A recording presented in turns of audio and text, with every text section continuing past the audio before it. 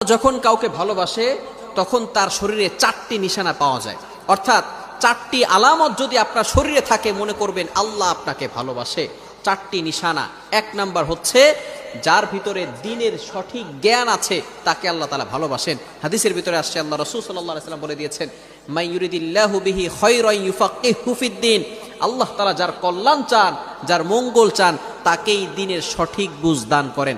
ভালো করে মনে রাখবেন, এই যে ইলম, এই যে জ্ঞান, এটা আবার দুই প্রকার। একটা হচ্ছে দুনিয়াবি জ্ঞান, আর একটি হচ্ছে আখিরাতের জ্ঞান, দ্বীনের জ্ঞান, যেটা আল্লাহ তাআলাকে স্যাটিসফাই করার জন্য করা হয়। এটাই হচ্ছে সঠিক জ্ঞান।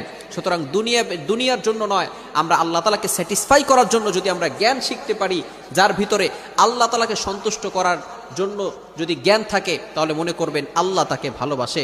সুতরাং ওই সমস্ত ব্যক্তিদেরকেও আপনারা ভালোবাসবেন। সুতরাং সবসময় মনে রাখবেন, যাকে আল্লাহ তাআলা ভালোবাসে তাদেরকে যদি আমরা ভালোবাসতে পারি, তাহলে আল্লাহ